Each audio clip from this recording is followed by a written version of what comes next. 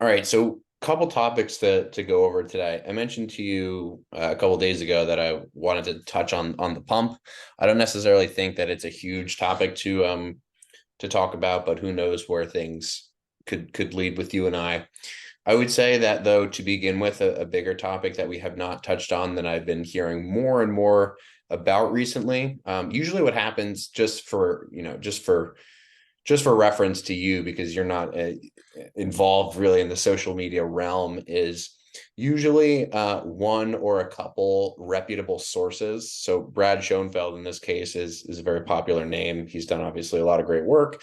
He'll like post up a study or basically like just the abstract of the study, and then he'll highlight the conclusion, and then he'll write something that is actually nuanced in the caption about like, hey, don't take this out of context. Here's what this is saying. Here's what we know. Here's what we think, this is research is going. For now, here's my practical recommendation, but understand that it is a practical recommendation. So we're taking averages and we're recommending averages.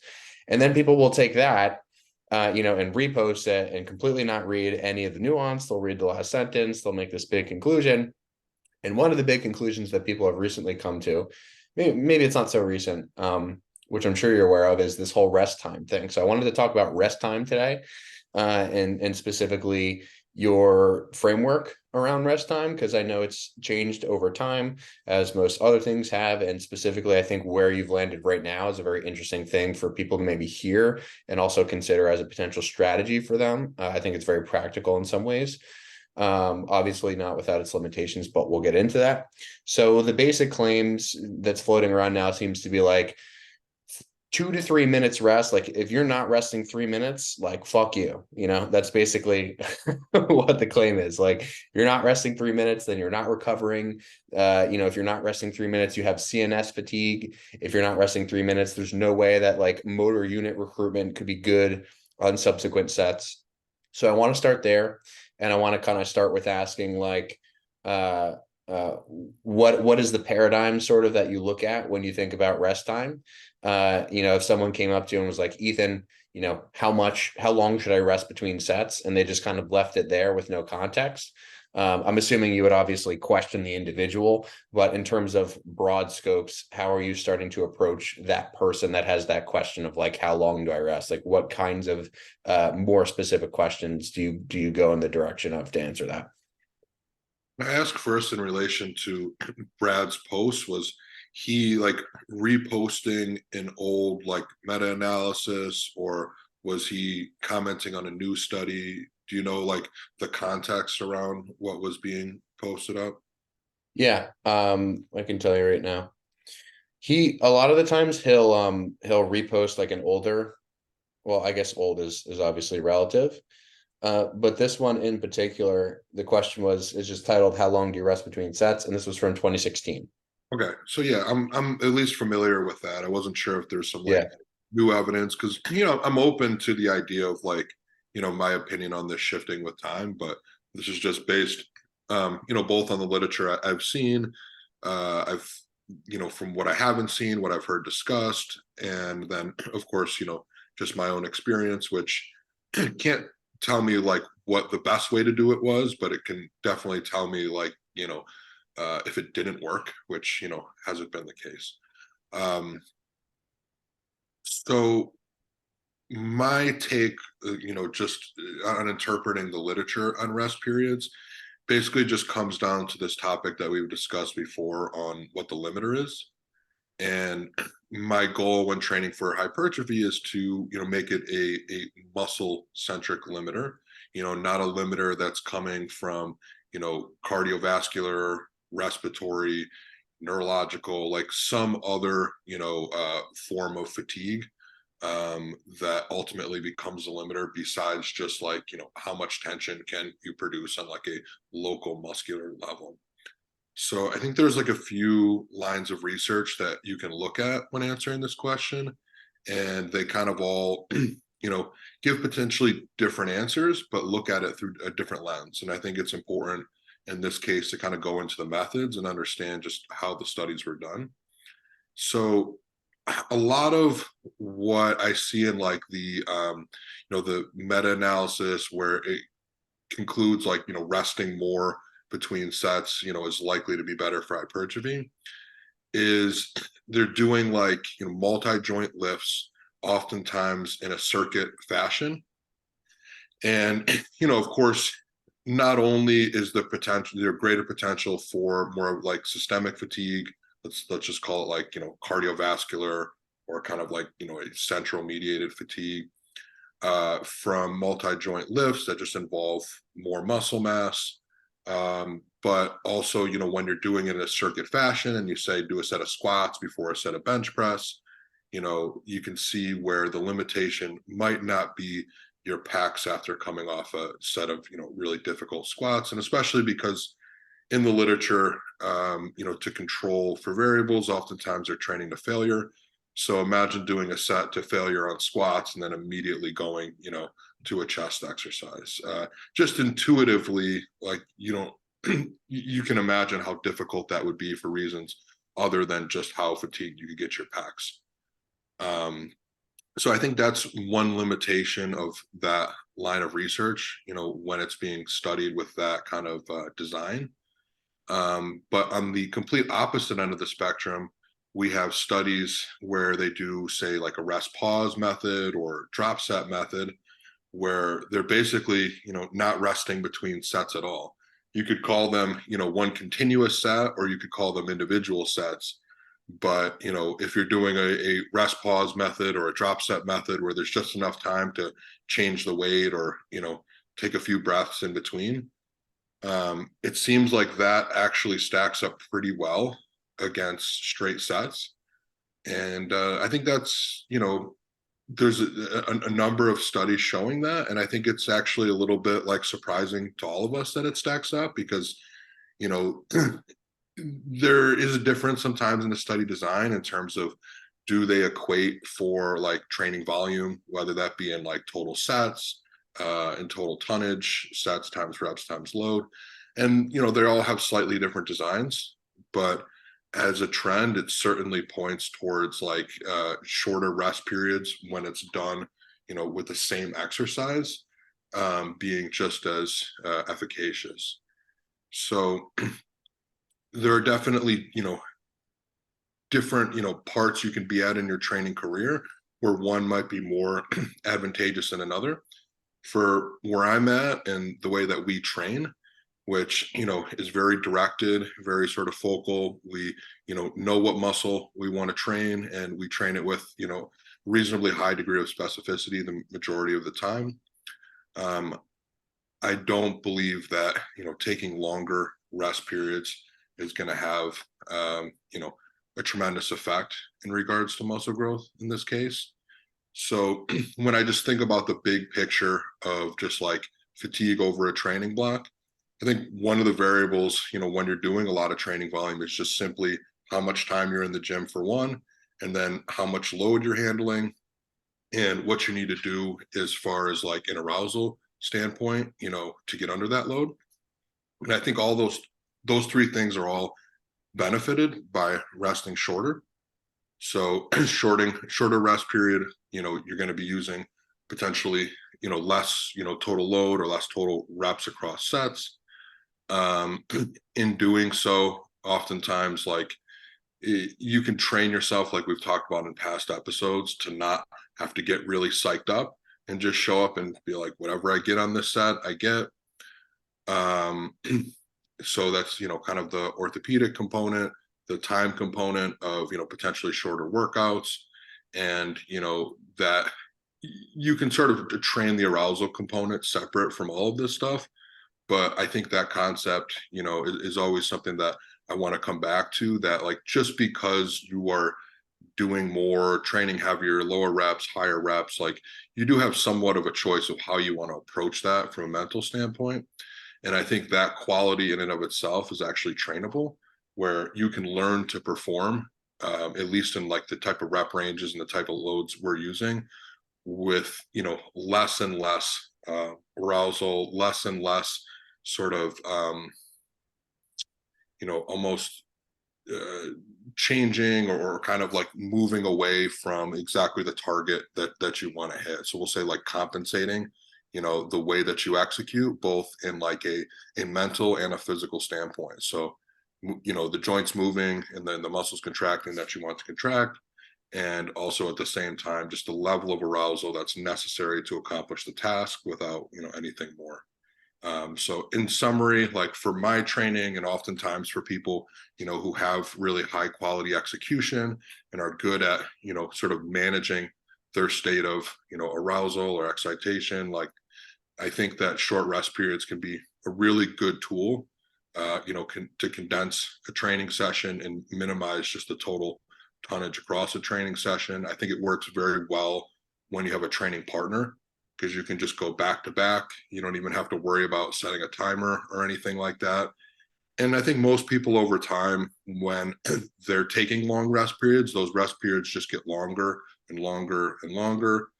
And for a lot of people across a training cycle, they're just simply like moving from lower, sort of a higher reps in reserve, like less effort, less arousal, to less reps in reserve, more arousal, and longer rest periods.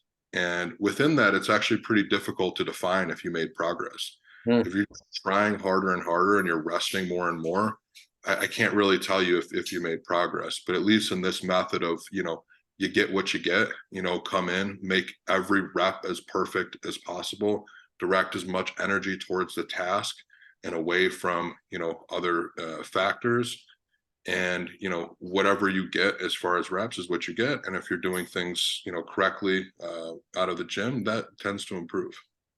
Yeah, so I think just to touch on something that you were talking about earlier, and just the comparison between these different kind of styles or different ends of the extreme, I think an example would be helpful. So on Friday, you were training hamstrings and you were doing seated leg curls. And one example of sort of one end of the spectrum here, we'll call it the 3-minute rest, or more method. And by the way, just in reference to the study, I wanted to mention that the specific conclusion was that self-suggested rest intervals can be an effective option when using workloads commonly prescribed aiming for hypertrophy. So it was basically just like people who like wanted to rest more, rested more, people, until they felt recovered, where, that's basically the rest that they took. Yeah. And there's other studies showing that people accommodate over time to shorter rest periods. So there's, not one of these guys who's going to like, first of all, I don't know the topic we're talking about ahead of time, but second of all, like I don't have, like the pre-planned, oh, it's like, Warnicky, but I know, there's some research looking at like a sort of periodized approach to decreasing rest periods over a training block. And you see that people, even when they're doing these multi-joint lifts, actually just get better at, recovering from shorter rest periods. So Yeah. there's kind of a novelty effect here, and that's a tough thing to tease out, without sort of an accommodation period in the research as well. Yeah. Well, I think regardless of whether you have references or not, that you've done a fantastic job so far. So yeah, you've passed the test. So yeah, so look, as insofar as a concrete example goes, like you're doing seated leg curls, you have the option maybe to rest 3 minutes plus. And for reference, you got like the full stack, and then you got like 245s on top of the full stack, and you're doing it in a way where it's like fairly low arousal, kind of just calm, Buddhist approach, as we've talked about in previous episodes, to the set where you're not like getting super riled up.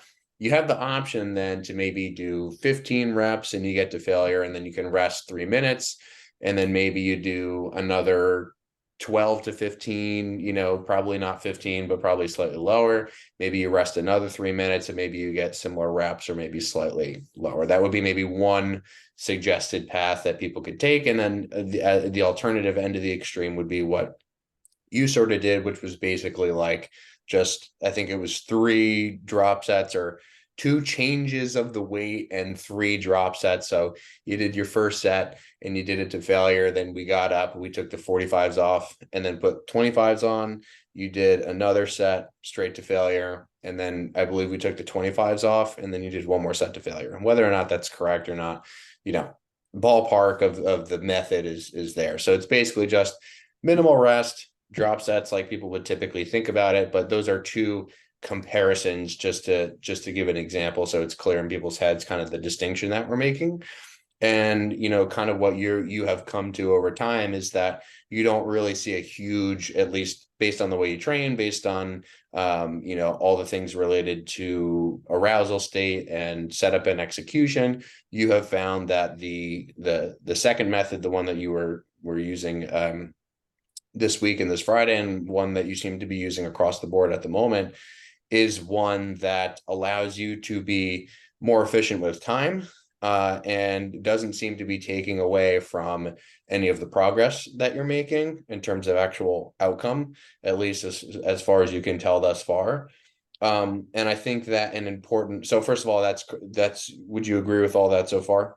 This is a Yeah, I general. mean, I kind of shoot the middle for the majority of the year. I mean, this block I'm doing drop sets because I want to just minimize training time as much as possible. I just like the idea in this sort of cruise or bridge period of just kind of being in and out of the gym, but just kind of in analyzing, which vectors I thought I could still make progress. I didn't see any reason to cut the, reps in reserve as far as making it easier. I just decide, I kind of just like take stock before a new training block. And I'm like, what dials need to be turned down? What dials can be maintained? What kind of timeline do I have? And it's like, it's never the same. Like there's always kind of different buttons that can or cannot be pushed. My thought actually going into contest prep, because I have 25 weeks after I come back from vacation, is a little bit slower kind of building approach where I'm going to initially add some training volume that I had previously taken out. So I'm going to add some sets back in, but I'm going to at least attempt to start with sort of a more like reps and reserve method, but without doing that like completely on a subjective front. So some people will do reps and reserve by say like, pick a certain weight and just stop when you feel like you have, a few reps in reserve. I feel like you can set up a sort of reps and reserve centric training block where you just pick the right loads to start and then just kind of gradually, increase the loads or increase the reps over a block. And if you sort of lay that out with enough time based on experience, you know that like you're going to finish in X amount of time. So for example, with 25 weeks, I think if I hit that 25-week mark with just like, all right, I'm going to increase volume and then still do every set to failure, especially whilst dieting, I think I would just run into, potential roadblocks a little bit sooner than I want. So my thought is I'm going to come in with like an ascending load method where, the volume comes up a little bit in week one.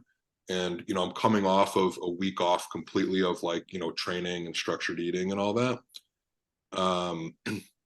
So let's just say I'm doing, 4 sets of 10, set 1, 100 pounds, set 2, 105 pounds, set 3, 110, set 4, 115, with set 4 being, reasonably close to, if not, at failure. And then just kind of gradually tick that up, over the next like 4 to 6 weeks, probably go with something like a descending rep where now it's like 12, 10, 8, 6. And now every set is a little bit closer to failure. And that just kind of happens naturally, right? Like it's very difficult with, fatigue mounting each set to, keep the same number of reps and have every set be reasonably close to failure. But the next step in that is just to have like a descending rep where now you theoretically could keep every set like let's say 0 to 1 I RIR. see, I see. Yeah, yeah. Okay, that makes sense. And Uh, then and and then what that just naturally flows into, well, eventually, if you just want to keep making improvements, again, the RIR just keeps coming down and down. So that next, the descending rep just kind of flows naturally into, okay, now every set goes to failure. And, I imagine that being somewhere towards the end of, prep and then just kind of pull back at the end. and so how does rest time then look with that approach? Rest time, like I said, I just kind of shoot the middle. Like I'm not going to do drop sets for everything. Like I'm not entirely confident that like across all of time, drop sets wouldn't show up as being different, whether that be in like the type of stimulus that you're receiving or just, progress across years versus progress across, what they're looking at in a study. So I'm not going to kind of like, bet the house on, drop sets forever being equal. But what I'll do sometimes, and I've just tested this many times, when I'm taking 1 minute breaks, just try taking 2 or 3 minute breaks or try leaving reps in reserve. And I'll very often come back to that. A lot of times, if I just like plateau on an exercise, it's like, let's just change anything. Let's switch to 2 minute rest instead of one. Let's switch to leaving a few reps in reserve. And sometimes just like switching a little variable like that, either because leaving reps in reserve, you're just, doing less, less tonnage and you're recovering more, or, just the novelty of resting more and being able to give a little bit, potentially more output, whatever it is, just like many times I've come back to, let's just try the other method. And what I find is like, when I come back to 1 minute rest again, the reps don't really change dramatically. Basically, like when you're really digging deep into failure, and this happens like within an exercise and then across a workout, basically, like the more fatigued I get a given muscle, the more consistent the reps will be, regardless of rest periods. Mm-hmm. So Yeah. if I just like completely trash a muscle, it almost doesn't matter if I rest, if I did a drop set, it would matter. But the difference between 1 minute and 3 minutes really diminishes as I fatigue a muscle more and more, even whether it be across a given exercise or just across, an entire workout. Yeah, that was always something I thought was super interesting in our training is to have observed the differences in like my drops compared to your drops, given the same rest or similar rest. And yeah, what was interesting when you and I were training consistently together for like 20 plus weeks was I never like scheduled, I never scheduled in a deload. I never stopped progressing in some way week to week. I didn't feel really any unwanted fatigue. I didn't get injured. Like pretty much nothing bad happened. And then after like 22 weeks or whatever it was, when you ended up having to take a break from training, I was just like, yeah, I want to switch it up now.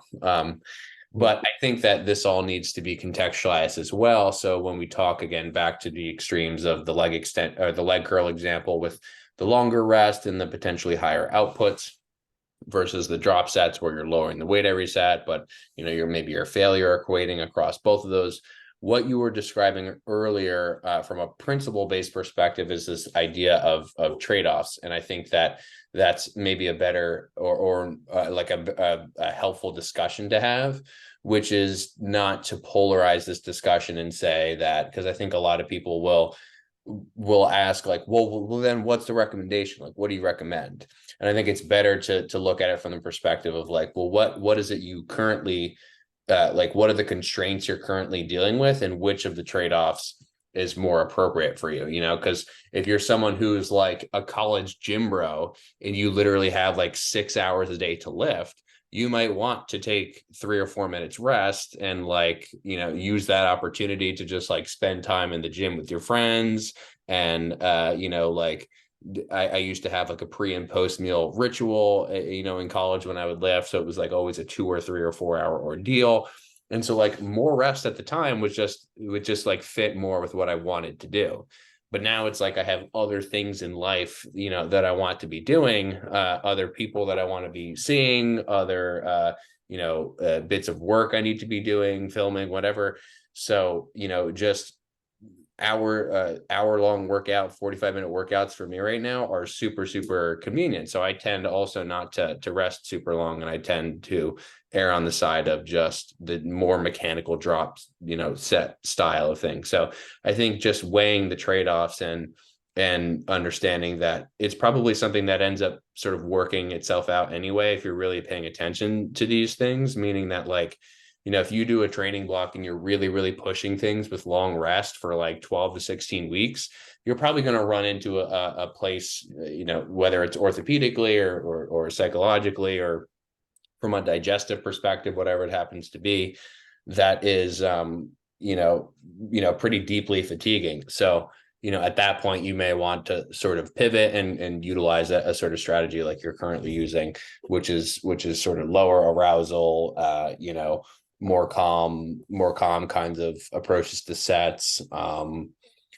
drop sets to intentionally lower absolute loads and those kinds of things. But something that I just wanted to clarify that you mentioned earlier, when you were talking about more rest versus the less rest on the extremes, how you can kind of get away with using lower amounts of load, and as a consequence, potentially lower, like whatever you call workloads, like overall throughout a workout. Just for people to understand that clearly, when you rest more, the benefit of resting more is that you potentially have more output. But the consequence of having more output is also more fatigue. So if you're looking to get similar results with potentially less fatigue, using a strategy that doesn't allow you to use as much load may potentially be helpful, in that even though it's lower output, it still is providing this robust, stimulus, but it may be less fatiguing if you can equate between the techniques. Because I think a lot of people also will do that drop set kind of a method and feel super fatigued because they're sort of treating it in a very similar, like intense, like, let's fucking get after it sort of a way. And that's not really what we're talking about. We're talking about two scenarios which are very like technically equated, which are both sort of very low arousal. And we're just talking about sort of the math of like using more loads for more reps, and using potentially the same or less load for potentially the same or probably more likely fewer reps. So I just wanted to clarify that distinction between the two. So insofar then as it's related to what you currently do with your clients, because I think that's always a helpful direction to take things, like, okay, how is Ethan applying this to different scenarios? What sort of assessment process do you make when it comes to your clients specifically? Obviously, you're dealing with a constraint of most of your clients train about an hour. I think some maybe slightly more, right? But that's obviously something to just first note. But do most of your clients rest a very similar time? Is that something that you pay attention to really, or is it just kind of like you're flowing from one thing to the next? How do you go about approaching like a client session? Most client sessions, they're moving between multiple exercises that I look at as being like non-interfering with one another. Most of the time, that's the goal, where it's like, all right, we're pressing and then pulling. Or a lot of people will just, if they're training less frequently, are going to be doing, full body. So maybe we'll do, some type of lower body lift, some type of press, some type of pull, bicep, tricep, hamstring curl, something like that. So usually the rest period is just, the minute or so that it takes to move between exercises. Usually they're not really strong enough to create a ton of systemic fatigue, even with like the lower body exercises that they're doing. So maybe an example would be like a 4-time-a-week type person with, say, like an upper lower split, might be supersetting something like, hamstrings and quads, or sometimes we'll just go hamstring, hamstring, quad, quad, if potentially I want to reduce the loading in the second exercise. So there might be an instance where, let's say I want to reduce like axial loading, so just like load the spine less. I might do like a set of leg extensions before going into, a set of some type of, hack squat or what have you. Same thing, like, leg curl to, like RDL or something like that. But I would say the most common scenario is just moving between 2 or 3 exercises that are relatively non-interferent with each other. But there are absolutely some people, a number of people who will stay on the same exercise, set a 1-minute timer, or where they're training with someone else, and I'll have them, go back and forth.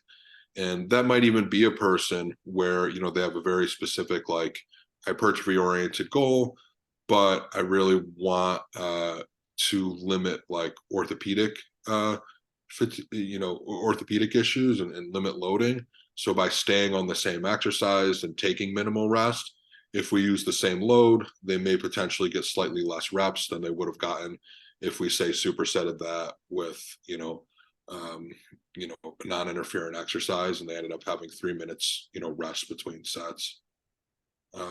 A few things that you touched on that, just like popped into my head as you were speaking. One, the idea of drop sets also going into this sort of like bridge period was not only to reduce training time, but also to reduce, training loads, as you mentioned. So by doing the drop sets, I just end up using less weight. Also, like the final weight that I pick for the drop set is something that I could do fresh for like, no more than 30 reps. So there is kind of a cap. Like I'm not just doing drop sets down to like 5 pounds. Okay. Yeah.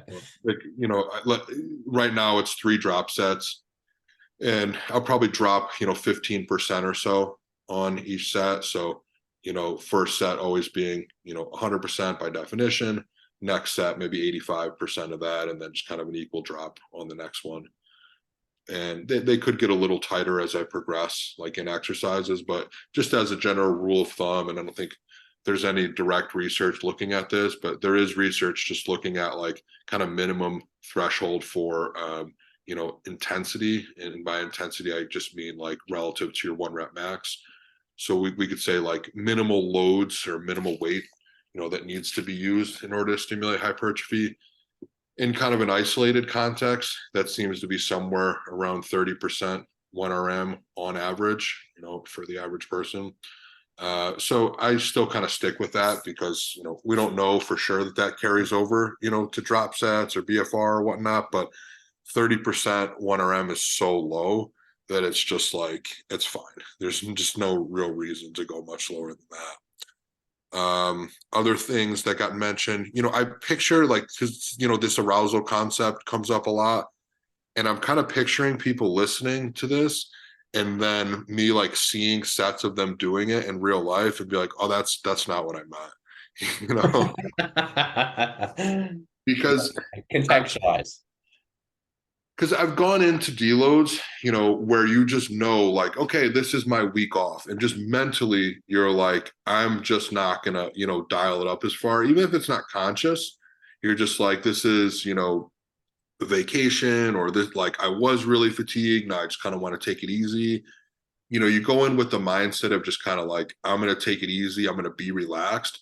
And you can limit your performance tremendously. Like if you're someone who really has practiced getting good at like psyching yourself up, and you're someone who like has, pre-workout rituals, and, kind of like you're visualizing it, and then you go to a really dark place with like all the stimulants, and then you come off of that, like it is a huge margin between your top end, high arousal sets and what you might do on a deload with none of that.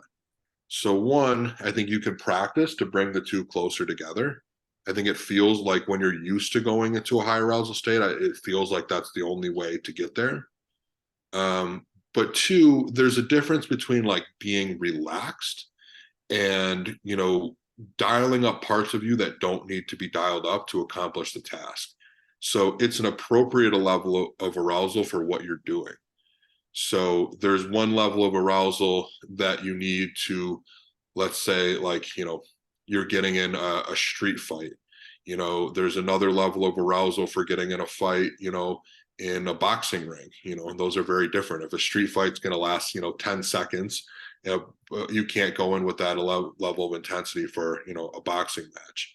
You don't go in with that level of intensity for golf, but you don't go in with the same level, of arousal for, a powerlifting, like 1RM, that you go in, to a set of leg extensions. And I think on the set of leg extensions, that level of arousal oftentimes, can be limiting. You just experience like the set with such a high degree of, intensity systemically, versus just really dialing into what you need to execute on. So there is like a very focused, very concentrated, very purposeful effort. It's just not a screaming, like, twisting, like just grip, like, kind of like, biting down on, a towel, sort of situation. It's just, where do you need to focus that effort? But that effort's still very intense. It's just very focal, right? So it's Yeah. like the rest of my, my face, will still make some expressions. My mouth doesn't make a lot of noise, but sometimes even, my eyes will be closed if it's a set, where I really don't need that type of spatial awareness, and like, seated leg curl, like you mentioned. But I'm not thinking about like hurting someone. I'm not thinking about like going to a dark place that is, sort of like a questioning my mortality sort of thing. Yeah. But it is still very dialed in. It just doesn't have that like grand appearance on the outside. But when you see the output, it's still impressive. So I think it could really go to the wrong place for people maybe that have never been to that end of the spectrum of really like dialing up the arousal.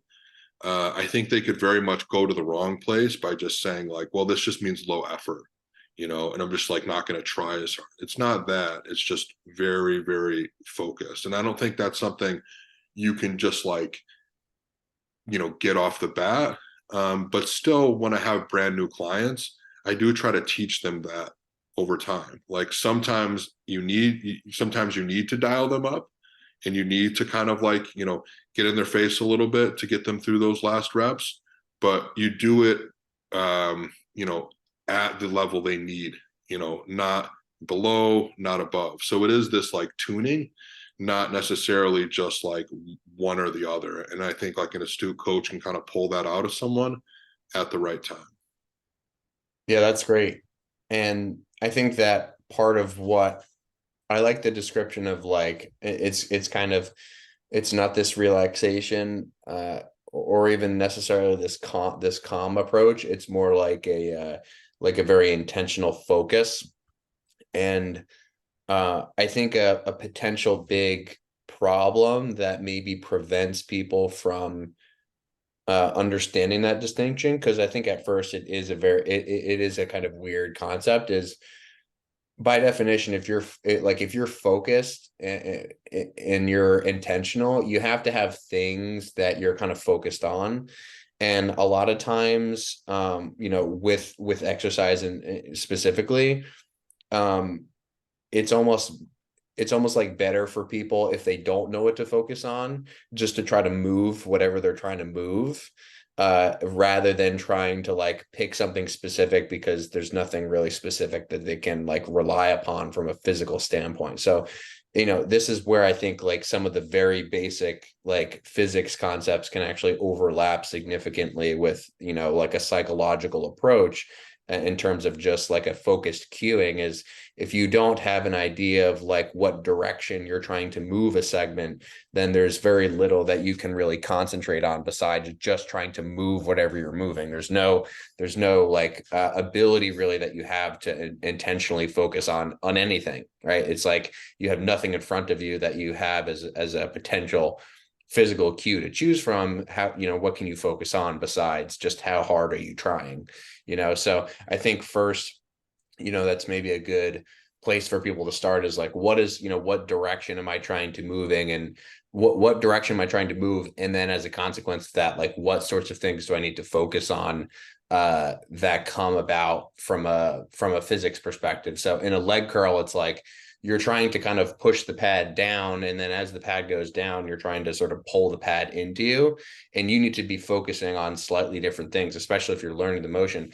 You need to be focusing on slightly different things throughout that range. So at the top, when you're pushing down, it's pushing you more up. So you need to focus heavily on, the thigh pad contact, for example. And then as you kind of curl down and you're moving your heels kind of like more towards your butt, you need to really be focusing on pushing into the handles and pushing yourself back into the seat.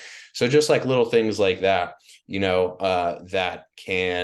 that don't really have to be complicated at all. It's like, hey, if you're pushing down, like push up into this thing. And if you're sort of pulling back underneath of you, then, push in the same direction horizontally. Just those kinds of things, I think, can provide an object on which people can focus, which is much better, in my opinion, than just like, let's just try hard. I think everyone, needs to learn to try hard, but I think that you can definitely do that when you sort of constrain yourself in these other sorts of ways.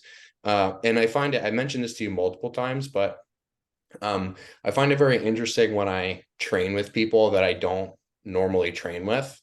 And, we're doing the same exercises. And oftentimes the people that I'm training with are not training close to failure. Like their perception is that they're training close to failure, but it's like a lot of like heavy breathing and high arousal and excitement and like, come on, like encourage me kind of a thing. And I'm always shocked at how exhausted they are relative to me doing the exact same thing at lower, intensities and lower efforts. It's like a leg extension can just be this thing for your quads, or it can be this like life-sucking thing that, sets you off in this like cascade of sympathetic emotional states, and then leads to this big sort of like dip afterward. It's kind of like caffeine almost, like when people drink like an energy drink and they're like super super up on it, and there's this big crash, rather than drinking something like New Tonic, which is not a sponsor of the podcast, which there's not this big sort of rise to the fall. It's kind of like this sort of even calm. So in an analogous sort of a way, I think that that can make a very big difference for me. And that's what I found in my training with you, was just that intention of training super hard, but doing it in a way that was very much focused on the mechanics and just maintaining the mechanics of the motion, as opposed to shifting away from that and just kind of letting those failure points sort of approach you, rather than trying to constantly just push it further and further away. Okay, so somewhat of a detour there, and I want to just kind of finish off with maybe just some practical recommendations for the person listening who isn't, because we kind of touched on the personal training side of things and kind of like what you do with that, and what your kind of overall framework is. But in terms of takeaways, like if someone is just the average person who likes to lift 4 to 6 times a week, and they're just kind of overwhelmed by all the information and all of the potential nuance that comes along with, like, do I do 1 minute, do I do 3 minutes, do I rest however long I want? Like, what would you recommend that person insofar as actionable steps in terms of figuring out their own rest time, and potentially what can work well for them? Like what in terms of a framework would be a good sort of actionable like sequence of questions that one could ask themselves that would put them maybe in a better place, as compared to just, hey, try this and see what happens? Yeah, so one would be, how cardiovascularly fatigued do you feel after the set? So I wouldn't necessarily recommend someone just do, a minute or, drop sets across the board. If I'm doing, if I was doing like a hack squat, or any form of like, actually loaded squat, and I feel like that axial loading does actually play a significant role in just Yeah. how much systemic fatigue you create. Because I do a hack squat in my program that's loaded at the hip. It's a Atlantis. The newer one has the option to kind of load through the shoulders or bring the back pad up a little bit. And the loading is kind of like one of those, calf raise machines where your knees are extended. I don't find that to be particularly systemically fatiguing, at all. If anything, like the leg extension maybe fucks me up a little bit more. Uh, Mm. but yeah, and the caveats there, I also do a BFR, and I also make it a very quad or sort of knee dominant focus. by having my feet super low and actually kind of hanging off the platform, almost like a sissy squat. But there have definitely been exercises where, I will take, more of an auto-regulated rest period. And that's just simply something that would be very systemically fatiguing. But I don't think that's necessarily like a chest press or a row. I think that for the most part is going to be a deadlifting or an axially loaded squatting movement. So that would be a consideration there. Another consideration is, I know a lot of people just like enjoy lifting more weight. Like they just want to be stronger. Like not everyone is solely focused on hypertrophy as their only outcome. So for people who just, enjoy lifting heavier and, where strength is more of a priority, I would absolutely, rest longer in between sets. So that would be another consideration there. If, you are struggling, like if you are someone who's still in the early stages of kind of managing this spectrum of arousal and where learning is still really important, whether that be learning from, this like psychological sort of emotional standpoint that we're talking about, or just learning the execution of an exercise, on top of that, more rest might be useful, just so, you can come in with, the lowest amount of possible systemic fatigue, but also just like you're not oftentimes, like you mentioned, when people are doing things like drop sets, they have a tendency to kind of like make it something greater than it is. And, very oftentimes with someone who is a beginner or just like less experience, less practice, less good coaching, they have a tendency when the rest gets shorter and they're feeling, even if it's more local fatigue, they just have a tendency to change their execution. So if you're someone who's, still needs to work on either of those two things, like the, execution or the, appropriate level of arousal, you may be someone who also wants to rest longer and just get that part down first. Yeah, and I also think to the point of like people being at different points in experience level, if you are much more on the beginner side of the spectrum, like beginner intermediate, and you do feel like you're struggling to kind of get execution down, right? Because execution and proper execution is kind of like the prerequisite to me to actually worrying about any of this other shit, to some degree.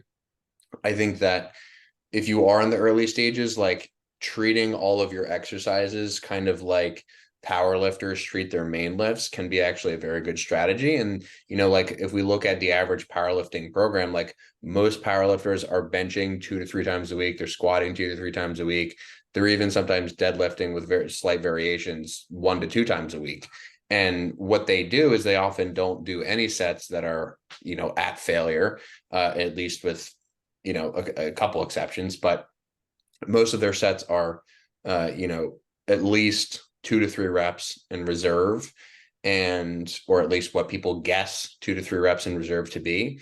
And there's just this high degree of focus on the skill of the motion and acquiring a lot of volume and frequency of the skill, which many times allows you to actually rest for shorter periods of time. Like if you're just simply not using a ton of absolute load, and you're also not training with super, super high efforts, you sort of end up in this place where you're not super fatigued, between sets. And so you oftentimes don't need a ton of rest. And because you are doing a lot of volume just by necessity of time constraint, you also end up sort of needing to rest less, so that you're not in the gym for 6 hours because you're doing 5 sets of every exercise. So that's just a potential strategy even that I've used with like personal training clients. Like I've had a few people who have never lifted before and they're lifting for the first time, and I was just kind of like, look, we're gonna do like 6 rounds of this stuff, and we're not going to go to super high degrees of fatigue. We're just going to make sure the technique is sort of perfect, the old stimulate not annihilate sort of concept. And we're going to accumulate a ton of skill. And then once we had that skill, then we can start to sort of push things a little bit more. I don't think that's a terrible place for people to start as well as a potential option, but I also can see how that could go south if you kind of just stay there longer than you really need to. And you end up just, wasting your time and focusing way too much on, the skill acquisition part of it when you've already gotten it like 80 to 90% correct. I came up with this new term. It's called, instead of mind muscle connection, it's mind muscle masturbation. which I often see happening with like just like a lot of shaking, like really way too slow concentrics, way too slow eccentrics, mind muscle masturbation. That struck me yesterday. So I'm just announcing that as a term that we use. I'm a fan of that. Yeah. Uh, so yeah, I think just we talk about very specific situations, what I do with a client, what a beginner might do. And then there's also just kind of this overarching reality of like, all right, we're like most people in the middle of the bell curve, fucking things up. And I'm willing to bet like most people in the middle of the bell curve could just rest less. Like I think on average, like if you just took that subsection, not like the, super advanced who are like crushing it, not the complete beginner, but just like, the 80% of people, listening to this probably don't try hard enough, probably rest too long and like dick around too much in the gym. And also they're constrained, whether like knowingly or not, like by how many hours they train a week. So it's like, I don't mean that they don't have enough time, it's just you fall into sort of like a well, you fall into just a normal pattern over time, so you get used to, I'm a person who trains an hour and a half, 4 or 5 times a week. Like generally that person doesn't become someone who's like training 3 hours. It's just like you fall into your own little groove. And I bet most people who are just kind of like the average, we'll say training 5 times a week for an hour to an hour and a half, I bet you if they rested shorter periods and just did more sets, they would get more progress, just as kind of like a just hit the broadest category of people, could be trying harder, could be resting less. Yeah. Yeah. I think experientially I would tend to agree with that. I'd also say if you just took people's phones away, they would probably do that automatically, It'd be interesting to see. It's also I've been doing it as kind of an experiment. I'll like put my phone, in a like at hype, I'll like either put it in the back room or put it in my bag, and I'll just like have my camera to film stuff. And the I just find that like I just want to just be working out and not taking as much rest when I do that, as compared to like if I have my phone around me, I have this opportunity to just spend an indefinite amount of time doing random shit, some of which could be work related, most of which is probably not. But I even just think that as a strategy of like maybe just fucking put your phone on like airplane mode for an hour and just like see, just even as just a cognitive challenge, like can you do that? Can you go to a gym and spend an hour doing an activity without needing to like check TikTok or check Instagram? I think that alone is a constraint that is sort of embedded in people's like daily life and routine. And I have found that even just not really even listening to music when I train as much anymore, it's a very different experience in terms of what I find myself wanting to do in the case of no phone. So Yeah, I mean, I just permanently have notifications off, so I don't ever see when text messages come through, email, even calls, like because it's not vibrating or anything. A lot of times I won't see it, and I wouldn't pick it up unless it was something really dire anyway. But I tend to take a lot of notes while I train. Of course, I'm like recording the reps and load, but then also I'll be like, maybe there'll be a little cue that I kind of figured out on a set, and all of the exercises have little cues underneath them, whether it be like for the setup or execution. I find that easier to record in my phone, just with like copy and paste features and all that kind of stuff. And we just like so rarely write anymore. I feel like I'd probably my hands would probably cramp up or something with that little pencil. But my wife's been training with me, and of course she was bringing her phone as well. And for her also, like, being on social media and having the notifications come up, she wasn't really able to stick to that. So for her, it became more of a distraction. So she started bringing just like a paper and pencil. So she brings a little notepad into the gym, which is like what I used to do as well. I still have all my old training logs, at my mom's house in the basement. But that's kind of where it started, was just, paper and pencil. I find, electronically, it's much easier for me to transfer stuff. It doesn't, get like stains on it. And, um, so over time, it sort of like, I can take that same program, copy it, delete some things like on a new program. So I find it more feasible to do electronically. But like you mentioned, whether it be airplane mode, if you want to listen to music, you just shut the notifications off instead of doing airplane mode and just put everything, on silent. Yeah, definitely. I've never really had the temptation to check my phone during training, but I could imagine that being, a big issue. Yeah. Anything on rest times that you feel like we maybe didn't touch on or that we could touch on more? I feel like we covered a good amount of it. Yeah. Obviously, I think maybe there's the other consideration of just, and maybe this could just be another, episode or topic within an episode, is just that the rest times may also differ naturally between exercises and even between different variants of the same exercise. So like doing something double arm, versus doing something single arm. The question I got actually yesterday was, Ben, like I see you do a lot of things that are sort of single sided. How do you make it so that you're not in the gym because people will comment stupid shit like, I don't want to do things single arm, because I don't want to be in the gym for 4 hours. Like I have a real job. And I'm like, first of all, like, let's just like do some elementary math here. Like if you're doing two arms, if you're doing an exercise, two arms at the same time, right? And you're resting 2 minutes and you go and then do, one arm at a time, part of your rest should be the other working arm. Like if you're in any degree of shape whatsoever, like you can just go from one arm, you do the other and you go back. It's like, it ends up being no extra time. So, barring a few circumstances where Yeah, the assuming you're not supersetting, right? If you're doing like push and pull. yeah, Uh, yeah, sure. but yeah, I mean, that's how I do it too. I just go back and forth. Yeah. So Pretty, that, pretty and much, that's maybe what, Jack? pretty much no rest unless I'm with a training partner. That's the other thing that fucks it, right? The two things that fuck it up are like the supersetting or the training partner. Doing Yeah, unilateral stuff with a training partner does take forever. that is true. Yeah. You could Yeah. also, when you do unilateral stuff, maybe, do different exercises. Like Mhm. a person does one thing, another person does another thing. Yeah. Solutions. But all right, fantastic.